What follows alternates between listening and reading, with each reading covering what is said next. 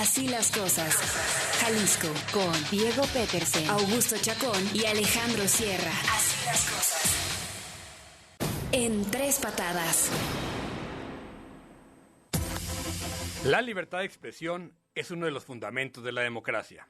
Está presente en la Revolución Francesa como uno de los derechos universales y la famosa primera enmienda de Estados Unidos en 1791, cuando se estableció el derecho a la palabra y a la creencia como parte esencial de las libertades. En la libertad de expresión están implícitos los derechos de la libertad de palabra o discurso, decir lo que se quiera decir, la libertad de prensa, publicar y difundir lo que se desee, la libertad de reunión, juntarse con quien se quiera para los motivos que se quiera, y de petición, esto es, exigir al gobierno ser escuchado en las demandas.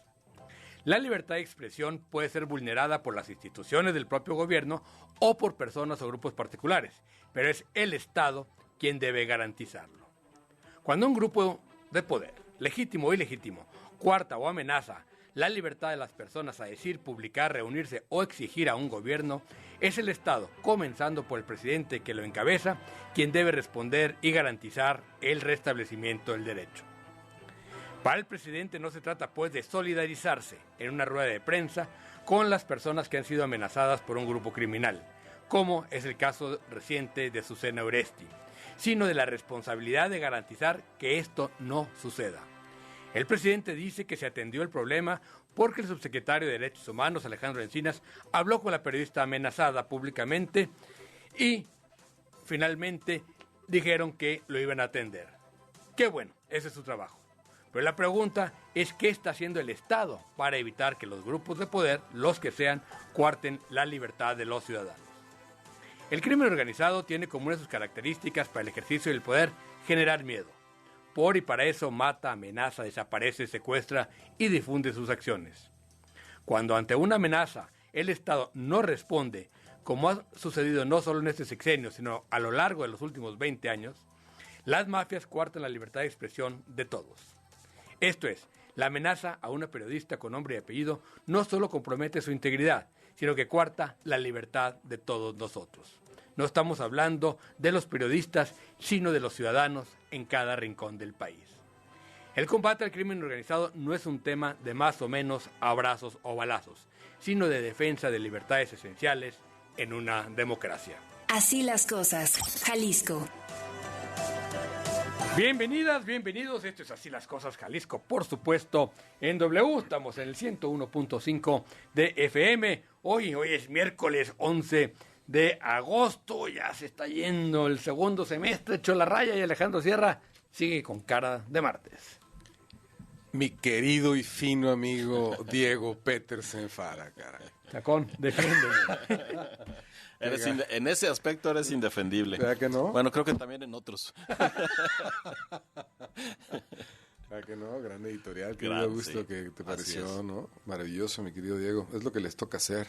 Sí, Desde luego su chamba, o sea, es proteger este tipo de cuestiones y otras tantas que no estamos viendo en su trabajo. No se trata de me solidarizo, ¿no?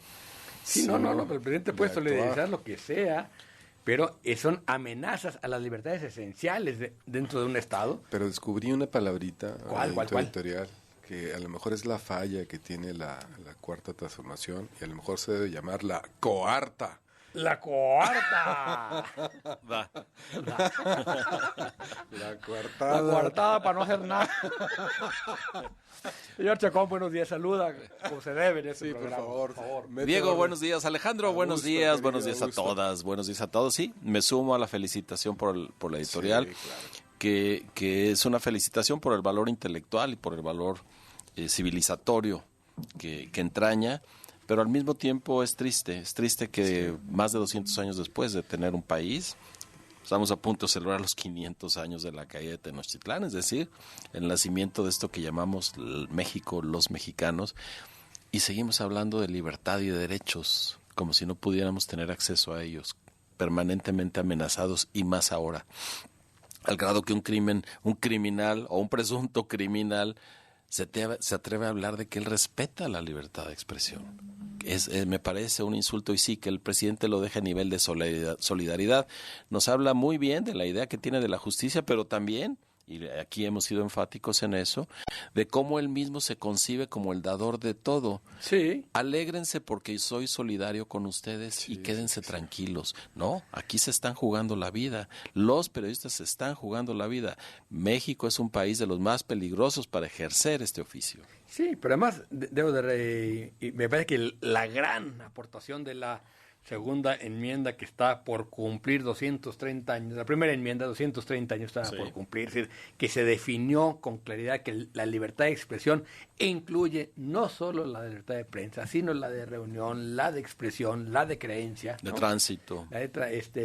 Eso que a estas alturas del partido no lo tengamos claro después de 230 años y pensemos que, pues sí, hay que solidarizarse con esos que todos los días nos atacan, además, ¿no? O sea, y solidarizarse con una periodista en particular y atacar a la prensa como sistema, ¿no? Sí, es un tema de incongruencia, ¿no? Que genera violencia. Desde ahí se genera la violencia en contra de los presidentes. Ahora, el presidente, cuando tú lo empiezas ya a analizar y a ver, sobre todo en las mañaneras, en la parte en la que no se siente cómodo o va a echar una mentirita, baja la mirada. Baja la mirada y se rasca la cara. Se rasca la cara. Y en ese momento dice... Inmediatamente. Sí, cuando empieza así como espantarse el mosquito. Sí. y entonces, en ese momento, cuando baja la mirada, dice, es que la vamos a proteger. Entonces, imagínate nomás, o sea, Ay, Dios, con qué garantía, ¿no? De alguna otra forma, la periodista pudiera sentirse segura. Y no es porque los periodistas deban ser seres de excepción en el marco jurídico.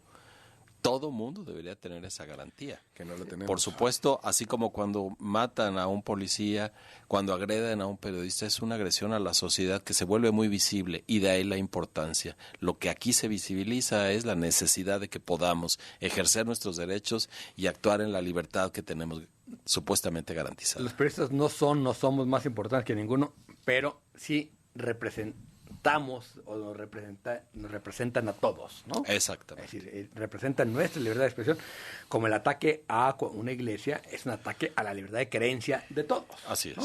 Pero bueno, hay otro tema divertido hoy en la Hay un mañanera, tema muy Alejandro. divertido. La pregunta que hoy tenemos es bastante... ¿Cómo la tipificarías, Diego, esta profunda? Yo la veo como muy cierrística. Alejandro Sierrista. Alejandro Sierrista. Bueno, el presidente ha estado viniendo muy seguido a Jalisco, ¿no? Y el gobernador también ha ido para allá mucho.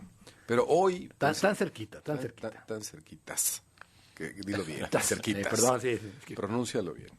El presidente, bueno, pues ha venido muy seguido a Jalisco, pero hoy anunció que el sábado viene a darse una vueltita a revisar el Zapotillo. El tema de Zapotillo, cosa que va a ser muy importante lo que pase este sábado. Sí, por la reacción de las comunidades, por el mensaje que dé el presidente, por la cercanía del gobernador y sobre todo por lo que todo eso significa de esperanza de poder contar con agua, al menos en un flujo constante. Bueno, pero la pregunta es si el presidente en esta avenida aprovechará a darle otro arrimón al señor Raúl Padilla. Ándele. ¿Le hará su arrimón? ¿Usted qué cree? ¿Le va a echar la carrocería del tráiler o no?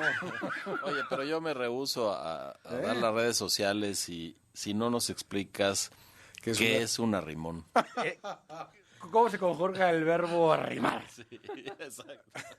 Yo te la ¿Es arrimo. transitivo? Bueno. Es la preguntita. Después de esta aclaración tan clara de que sí es un verbo transitivo, díganos por favor su respuesta al 331-916-7871 y a través de Twitter @wradio_GDL. Escríbanos, vámonos a la información. Estas son las 3x3. 3x3. Toño Neri, el caso de estos influencers que abusaron de un migrante se volvió un tema nacional. Cuéntanos en qué va la fiscalía. Muy buenos días. Así es, ¿qué tal, Diego, Alejandro, Augusto? Muy buenos días al auditorio. Después de la denuncia pública realizada por la organización FM4 de apoyo a migrantes, en donde 3 influencers de Instagram, conocidos como las Chiquirrucas, habrían pagado con un billete de 500 pesos, por cierto falso, a una persona en situación de calle, también migrante, para que se dejara tocar sus genitales y siendo exhibido y grabado en redes sociales. El fiscal del Estado, Gerardo Solís Gómez, anunció que se anunció una carpeta de investigación de oficio por un probable delito en contra de la dignidad de las personas. Así es de que él señaló que ya se está analizando, el Ministerio Público se está haciendo de pruebas para poder localizar a estos sujetos quienes realizaron esta grabación sobre la avenida Inglaterra en la colonia Arcos Vallarta en Guadalajara. Y también este hecho, aparte de ser investigado por la Fiscalía Estatal, también tendría que ser llevado a cabo una investigación la Fiscalía General de la República, porque esos sujetos, al pagar con un billete de 500 pesos falso, hemos visto y dado cuenta aquí en W Radio de sentencias de hasta 3 o 5 años de personas que llegan a la tienda, pagan un gansito con un billete falso, llaman a la policía y se los llevan. Así es de que esos sujetos, aparte de humillar a este hombre, le pagan con un billete de 500 pesos falsos, así es de que tendría que llevar una situación, una por la dignidad en contra de las personas y también por pagar con papel moneda falso, Diego. Oye, el reporte que Toño, tenemos... Hay mucha indignación, ¿no?, en las redes sociales sobre este tema, ¿no, Toño? Sí, demasiada indignación porque esos sujetos, en el video se ve que traen un vehículo de una alta gama, que se andan paseando, que nadie los molesta, que pueden mofarse de cualquier persona, y más en este caso que es una persona que está en completa desventaja. Estamos hablando de una persona en situación de calle o migrante que obviamente que está sin dinero, muchas veces sin comer, que está en la calle y que simplemente están tratando de sobrevivir, cuando de pronto llegan 3 payasos y te dicen que te van a dar 500 pesos, esos 500 pesos resultan ser falsos por hacer una vejación sexual. Imagínate nada más si no es esto es indignante y denigrante para esa persona. Así es, Toño, muchas gracias. Terrible. Hasta luego.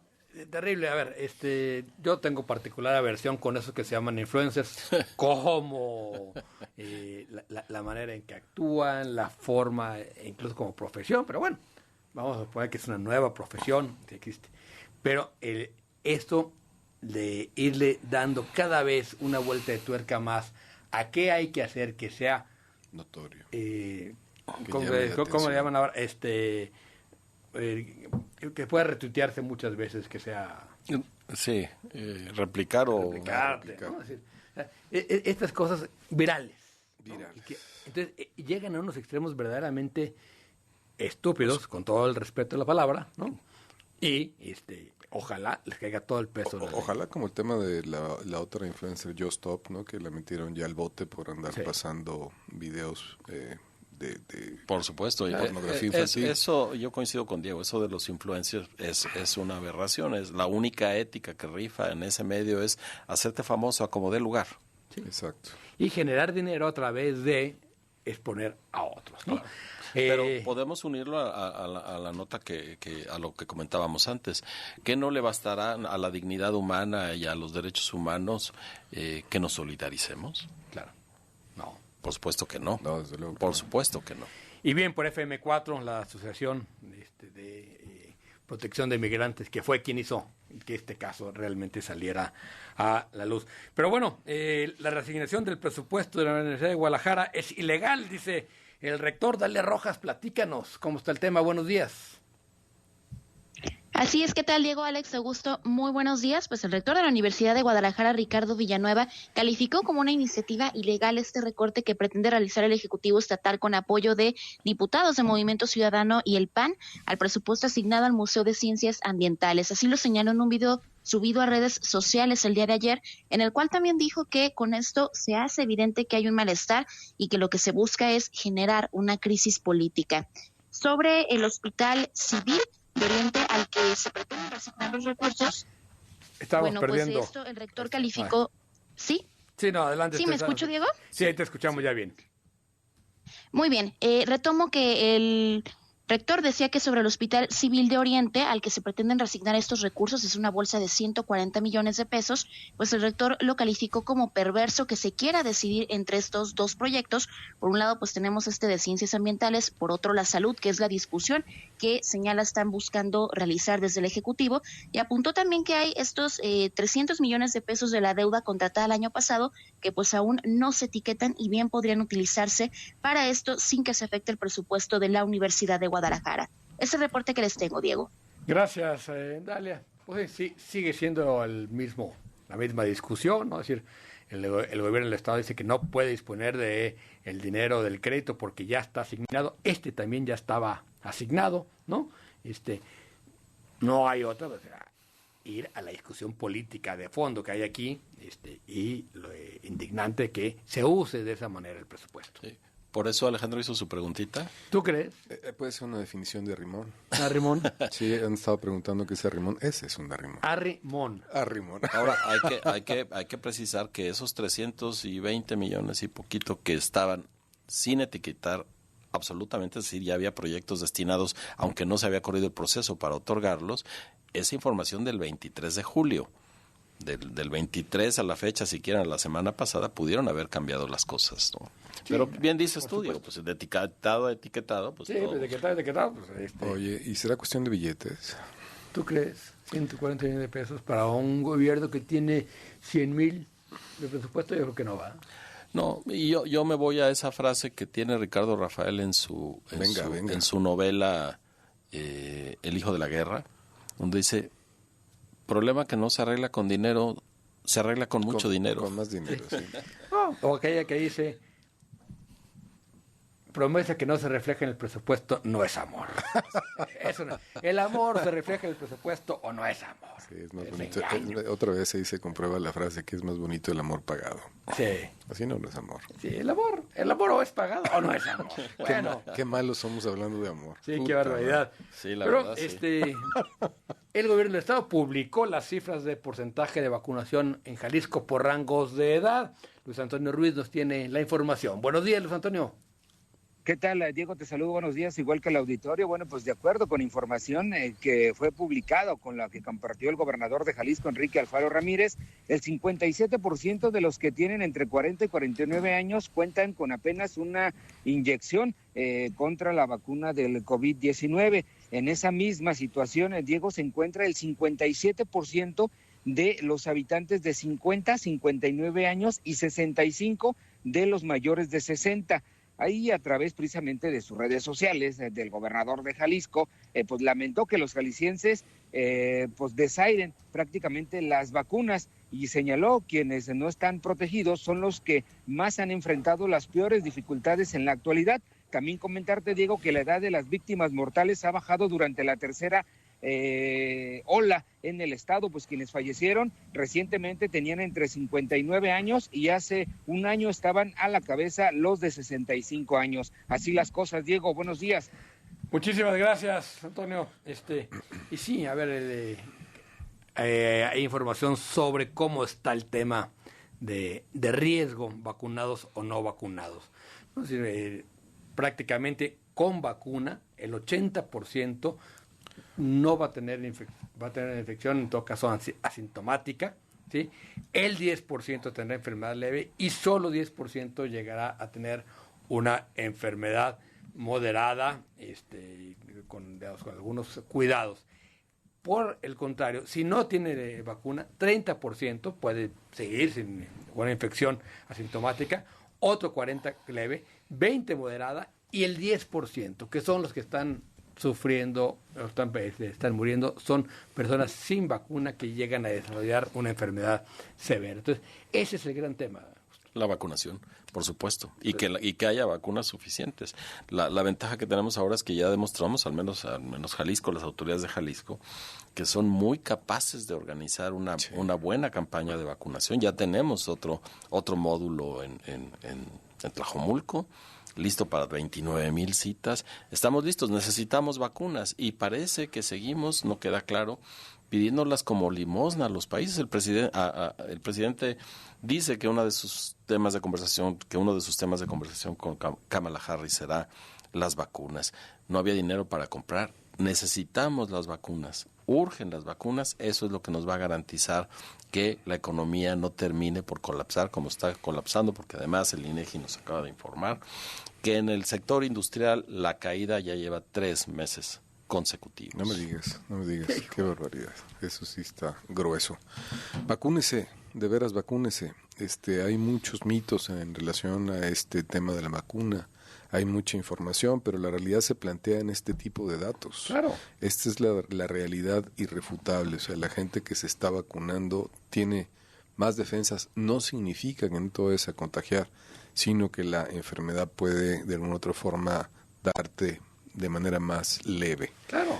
Controlarte. Bueno, a lo mejor se trata, y como dijo por ahí alguien, no nos vacunamos para viajar, no nos vacunamos para no morirnos.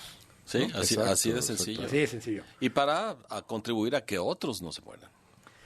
Pero bueno, hablando de otros desastres, el Fonden, ¿te acuerdas de este fondo de prevención de desastres, para atención de desastres, se redujo a 44% de su fondo cuando está por llegar la temporada de huracanes? De esto se habló hoy en la mañanera. Pati Sánchez tiene la de 10. La nota siempre está en la de 10. A ver, Pati, buenos días. Platícanos cómo está esto de los recortes con machete en el Fondo de Prevención de Desgracias. ¿Qué tal, Diego? ¿Cómo estás? Muy buenos días, Alejandro, Augusto. Así es, mira, tras la desaparición del Fonden, el Fondo de Desastres Naturales, a finales del año pasado, el gasto para reconstrucción de infraestructura dañada por esos fenómenos se desplomó 44% en el primer semestre del año, según datos de la Secretaría de Hacienda. Las erogaciones por ese concepto sumaron 3.668 millones de pesos en el periodo. Frente al promedio de los últimos 6 años, la caída, si la comparamos, es del 63%. Recordemos que este Fonden, como lo señalabas, era un fondo revolvente para cubrir daños inmediatos por desastres naturales y para la reconstrucción de incidentes de años anteriores. Ahora, con la extinción, pues el gobierno federal se comprometió a mantener el gasto ante desastres mediante el presupuesto de egresos. Sin embargo, se ha señalado, digo, que ya no hay claridad de quién puede solicitar los recursos para la reconstrucción y se ha convertido en una asignación más discrecional. Incluso el IMCO, que es el Instituto Mexicano para la Competitividad, han señalado que más allá del dinero, lo que se eliminaron fueron las reglas que permitían a estados y a municipios acceder a estos recursos ante un comité con propuestas y evaluación seria. Se han atendido durante la emergencia, pero señalan que la reconstrucción es ahora más complicada. También quien ha opinado del tema es Eduardo Bojorquez, quien es director de Transparencia Mexicana. Él ha explicado que el fondo era susceptible, sí, como dice el presidente, de actos de corrupción, pero en la comprobación de gastos y la desaparición ahora, pues se ha basado en aumentar el control político del presidente, del Ejecutivo. Hoy en la mañanera, como bien señalaba, se le preguntó el tema cómo se atenderán estos desastres naturales sin el Fonden, y bueno, esto es lo que contestó. Vamos a escucharlo. Bueno, no existe el Fonden porque era un instrumento plagado de corrupción. Era una práctica declarar emergencias, zonas de desastre y autorizar compras masivas, o hacer obras sin licitación o transferir dinero del gobierno federal a los estados para que hicieran lo propio. Si había una sequía, si había una inundación, entonces se usaba el Fonden y no llegaba el dinero a la gente. Habían proveedores entonces esos fondos los maneja Hacienda y si se necesita, se utiliza. Y si no alcanzan esos fondos, se amplían los presupuestos para las dependencias. Fue lo que comentó el presidente. Diego dijo que el caso más claro fueron las inundaciones en Tabasco y Chiapas, donde nunca se había destinado tanto recurso. En Tabasco las viviendas, dijo, se inundaron, están recibiendo enseres y también están recibiendo la ayuda más directa, un apoyo, señaló, de aproximadamente 10,000 pesos más los enseres, en fin, son ayudas que llegan directamente, lo que dijo anteriormente con otras administraciones no se hacía. Entonces, bueno, todo al respecto, Diego. Muchísimas gracias, Pati. Te perdimos esto último, pero ya era la pura despedida. Gracias, Pati.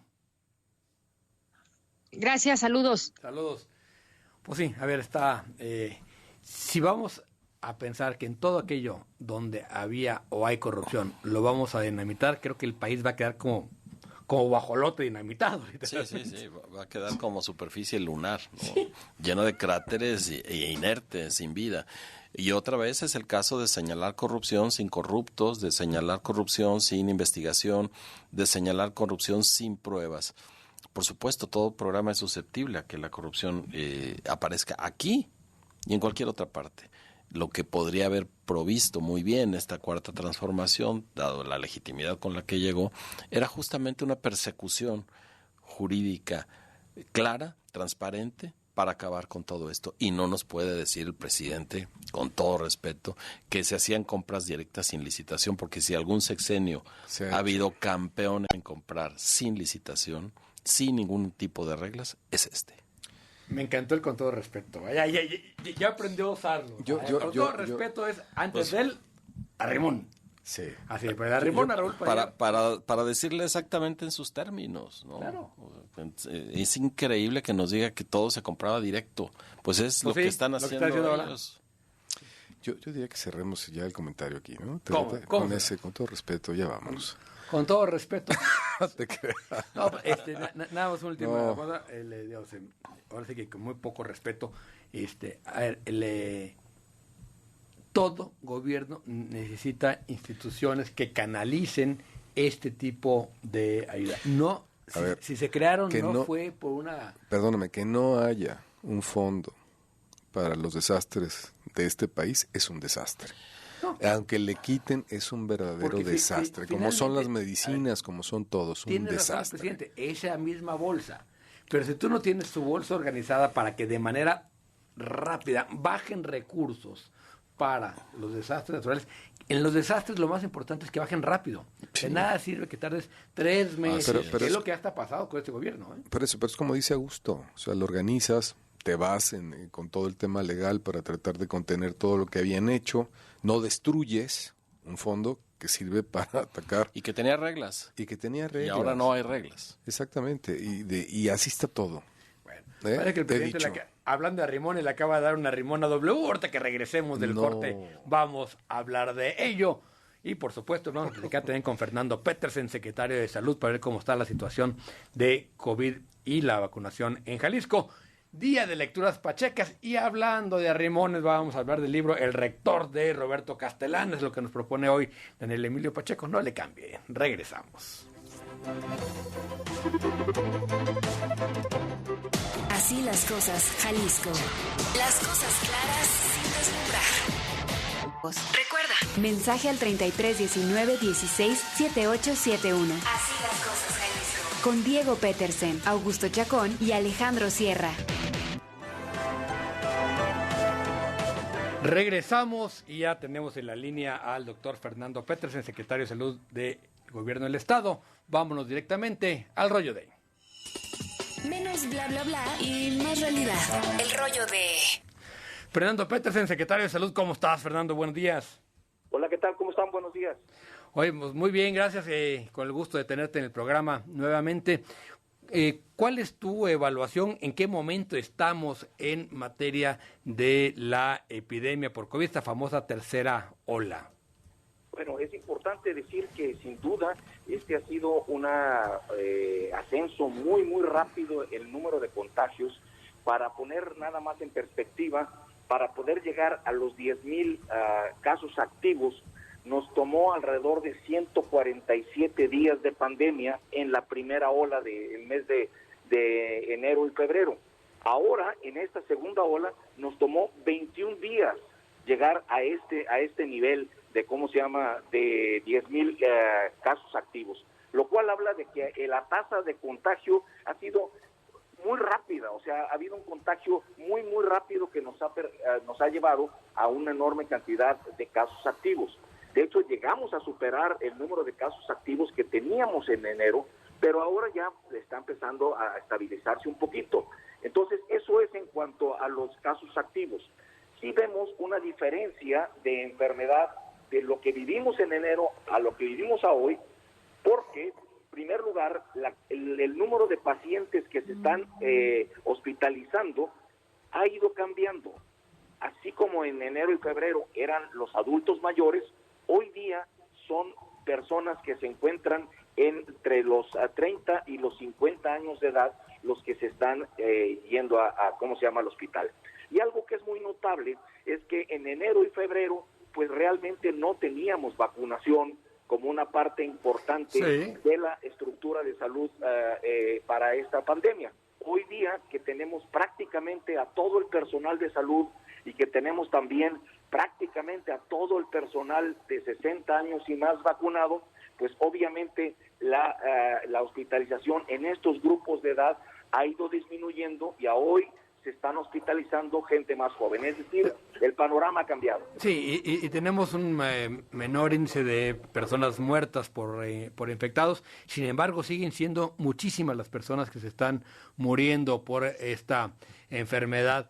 ¿Qué está recomendando? Porque hay como mucha contradicción, de repente sentimos entre lo que dice el gobierno del Estado de que hay que volver a clase, tenemos que reiniciar clases, que no se puede parar la economía, y al mismo tiempo estamos viendo que los hospitales empiezan ya a estresarse por saturación y vemos, digamos, a personas de menor rango de edad, pero también muriendo en este caso, Fernando. ¿Qué recomienda la Secretaría de Salud? Bueno, lo que estamos haciendo, y hay que entender que no conocíamos nada al principio de la pandemia, lo que hicimos fue parar todos los hospitales prácticamente, ¿no?, para poder atender COVID. Es decir, dejamos de atender a muchas cosas por tener camas abiertas, ¿no?, esperando a que llegaran los pacientes con COVID. Y llegamos a tener hasta 2,000 y tantos pacientes hospitalizados y, por supuesto, camas desocupadas esperando pacientes COVID. Eso ya no se da el día de hoy, ¿no? Disminuimos la cantidad de camas destinadas a COVID, y lo que estamos haciendo es un ascenso gradual de actualizar el número de camas. Ya llegamos hasta 2,000 camas COVID, es decir, podemos llegar hasta allá. Sin embargo, hasta este momento tenemos 1,300 camas que están siendo utilizadas para pacientes COVID, y el resto, por supuesto, de las camas las estamos utilizando en pacientes que por supuesto tienen otras patologías. Es decir, necesitamos tener muy claro que el número de camas es finito, y entonces no podemos dejar de atender otras patologías, y por eso es que en esta ocasión no tenemos las 2,000 o 2,500 camas paradas esperando COVID, sino que estamos actualizando las camas de los hospitales de manera que podamos ir convirtiendo camas que vamos necesitando, porque esas camas representan dejar de atender otras patologías que también hay que ser muy claro, pues tienen ya un rezago, ¿no?, en la atención médica de estos pacientes. Fernando, ¿qué tal? Buenos días, Augusto Chacón. Gracias por estar con nosotros y gracias dobles, porque yo sostengo que cuando en un asunto hay dos Peters al mismo tiempo, la cosa tiene nivel. Sí. La cosa tiene nivel. Tiene nivel. De complejidad. No. Se vuelve peligroso, Fernando.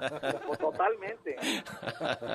Pero corriendo el riesgo, el gran debate ahorita es el regreso a clases. ¿Se ha hecho algo para formar o capacitar a los profesores respecto a lo que se tiene que hacer, la parte de didáctica, que puede ser los niños como difusores en sus familias, de esos cuidados que hay que tener? Hay un trabajo ya hecho con los profesores, porque además seguimos atenidos a protocolos que parece que ya no son útiles. Tendríamos que actualizar también esos protocolos. Sí, por supuesto que se han estado trabajando, ha habido de manera constante capacitación, tanto con el personal de los maestros del magisterio como con el personal administrativo de educación y todo, con la finalidad de que tengamos protocolos que vayan más encaminados. Hoy, por ejemplo, sabemos que la toma de temperaturas pues no tiene el valor que antes le dábamos, ¿no? Entonces, sí es importante decir que estamos tratando de ver ante la futura apertura que pudiera verse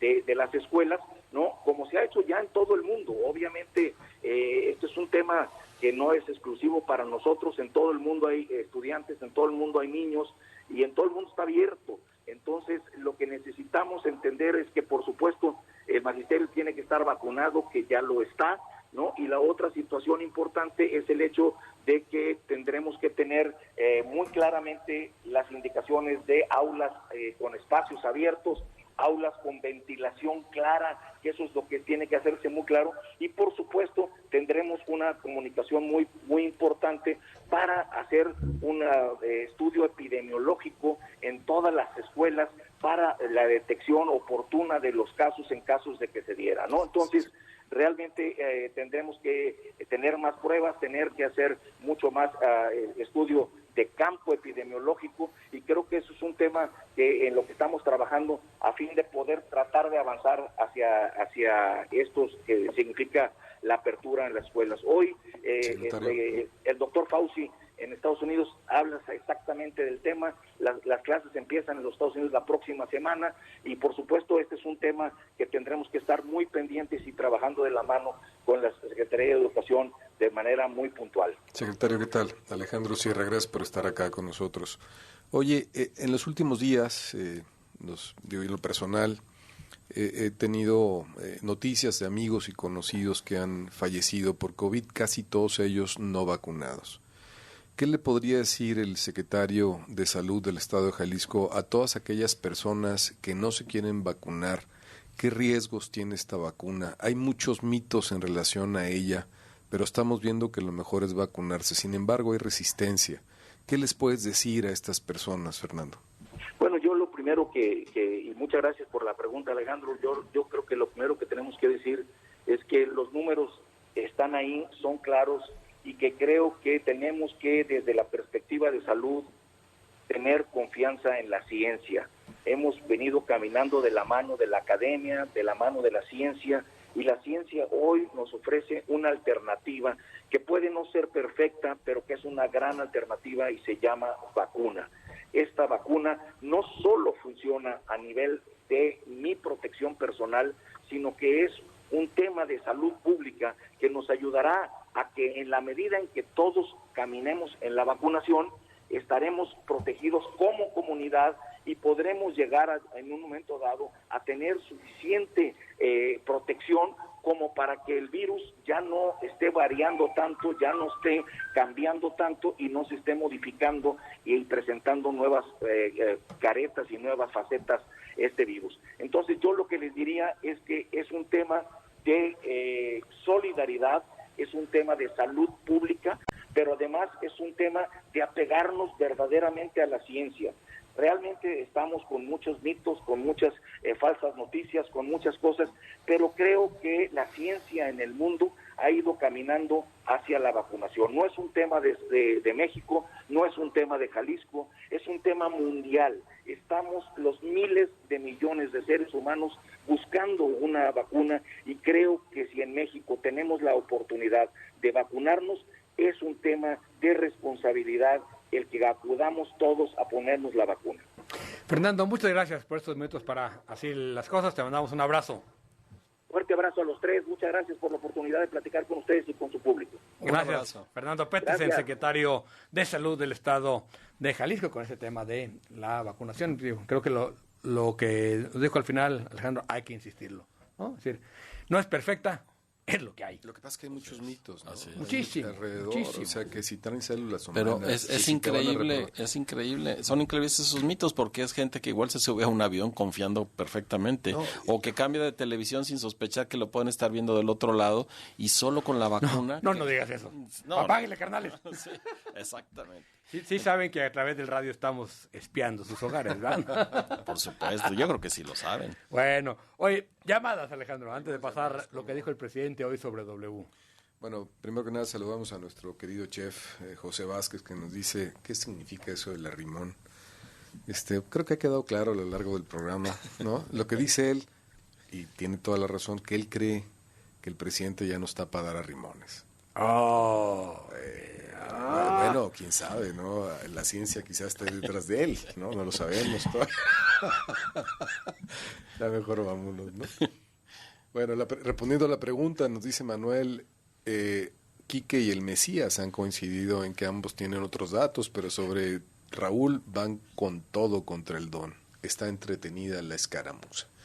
Dice también, el primer promotor de la violencia contra los periodistas es él, Macuspano. Claramente cuida el narco y los cárteles le responden actuando como informadores. Bueno, es lo que dice Manuel.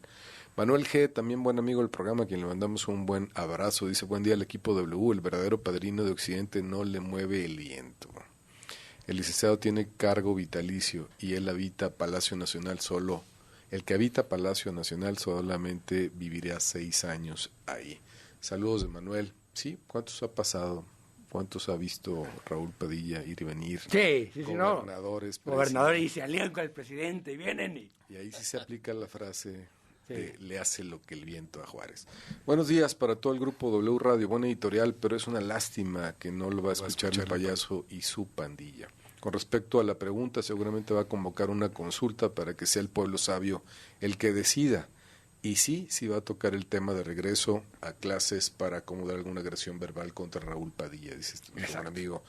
El Cachanilla, saludos Cachanilla, el sábado Raúl Padilla, o sea, Raúl Padilla, será encontrado culpable del problema del agua en Jalisco. Sí, y sí tiene algunos que ver, hay que decirlo. Es más fácil señalar culpables reales o imaginarios que resolver los problemas. Nuestro amigo el taxista, hombre, Alex, ¿cómo estás? Tocayo, ya debe dejar el puesto Fidel Velázquez, digo, Raúl Padilla. No.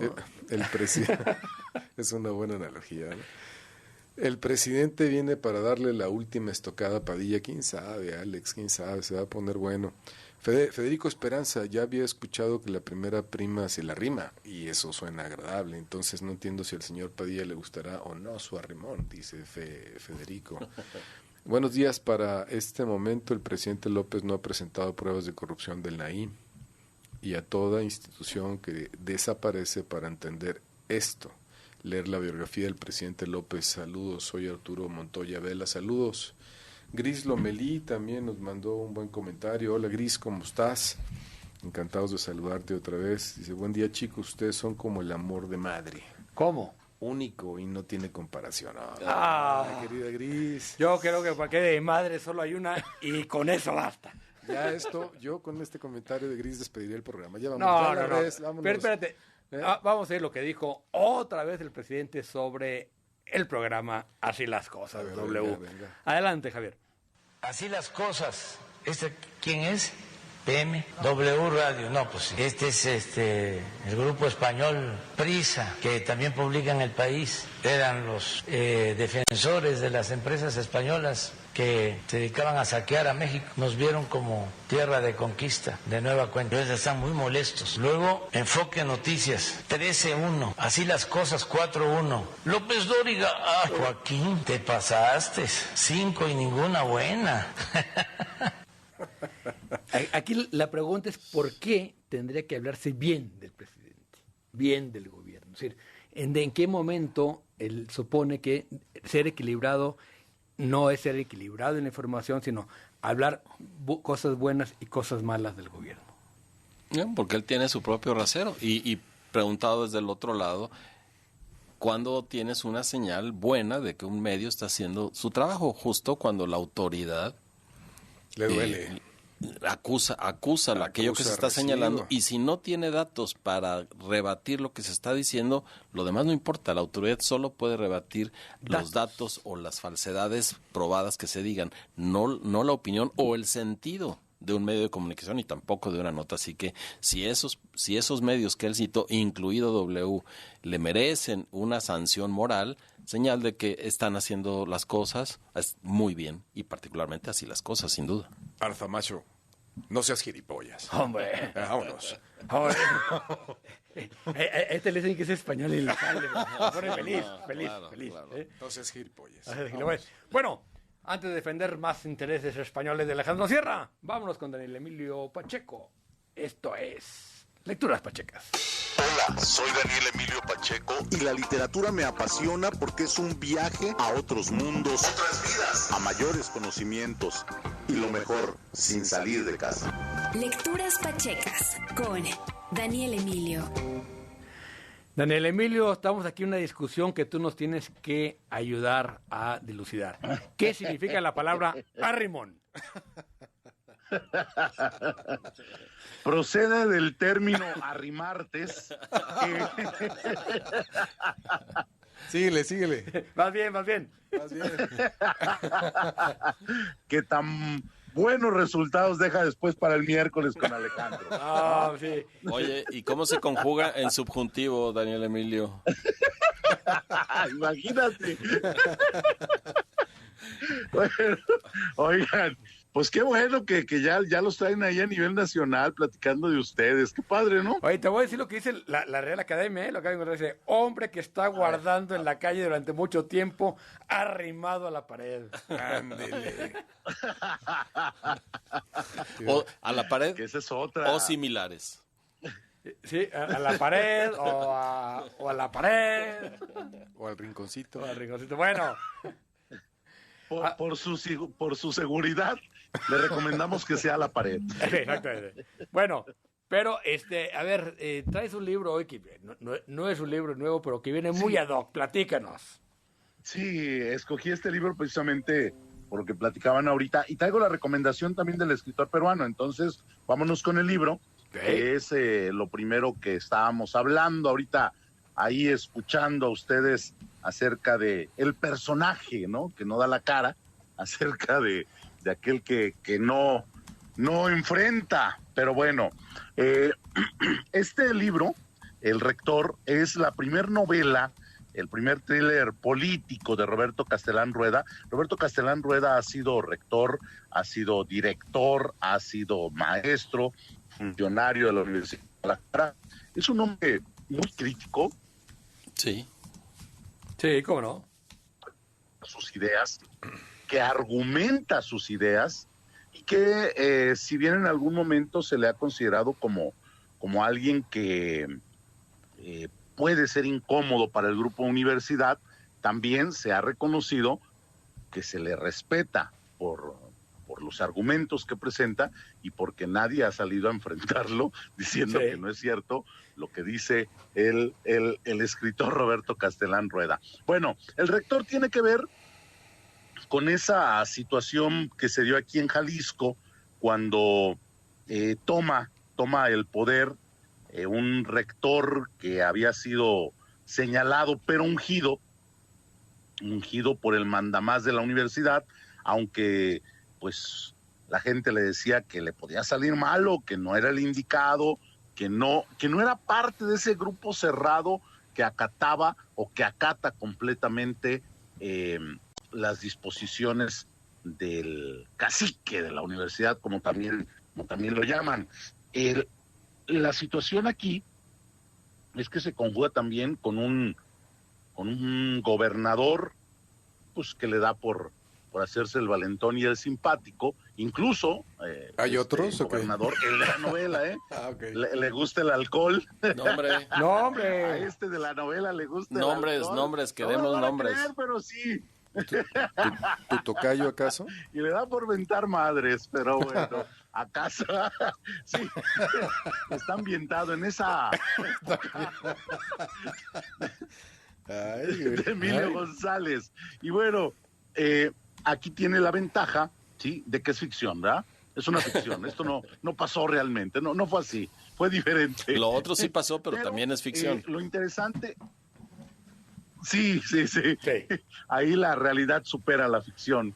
Fíjense que lo interesante de esto es también acomodar esos movimientos políticos a la historia de Jalisco y darnos cuenta que sí coincide mucho la ficción que estamos leyendo con algunas cosas de la historia de Jalisco y cómo también la prueba que pasa el grupo que toma decisiones en la Universidad de Guadalajara pues es superada, aunque sí sale muy dañado el grupo y muchos de los que eran incondicionales dejan de serlo porque alguien les habló al oído, ¿no? Entonces, es una buena novela para este tiempo, es una buena novela para entender más o menos el engranaje, ¿sí?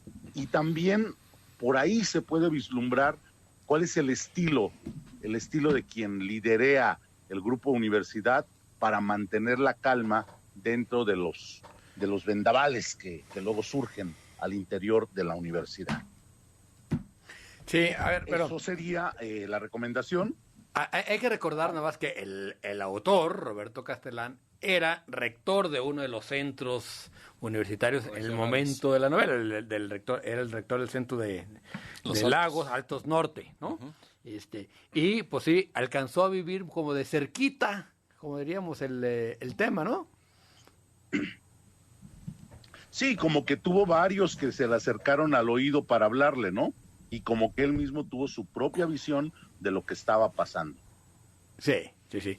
Pues ahí está, ¿está en qué editorial? Es Paraíso Perdido. Paraíso Okay. Perdido, la editorial jalisciense que ha estado pues sacando muy buen contenido.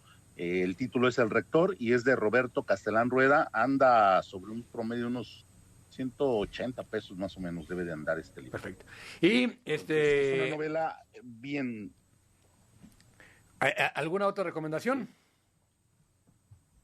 Sí, nos vamos con el autor peruano que recomendamos ahora que viene la FIL. Este será Fernando Iwasaki. Este hombre es un peruano que, aunque ya ahorita vive en España, realmente de Perú es de donde surge su fama como escritor, como periodista. Él tiene ascendencia japonesa e italiana, pero es peruano. Él ha llegado aquí a México sobre todo con algunos libros de Alfaguara y de ediciones Cali Arena. Cali Arena incluso le publica un libro que se llama El laberinto de los 50. Ahí hace una compilación de diferentes escritos que presentó en el laberinto. Estamos perdiendo. Él hablaba hacer...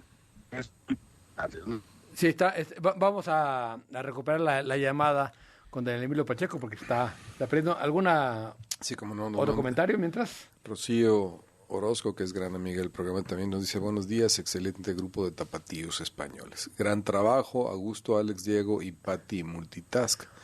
Hombre, el señor Chacone de Madrid con Lima, ¿eh? Sí. Madrid con Lima, ¿cómo no? También hay que decir que Javier García hace un gran trabajo y Erika Toribio Por también. supuesto. Son un gran equipo aquí en W. Ya está Daniel Emilio. A ver, terminemos, Daniel Emilio, perdón, es que se nos fue un poco la llamada.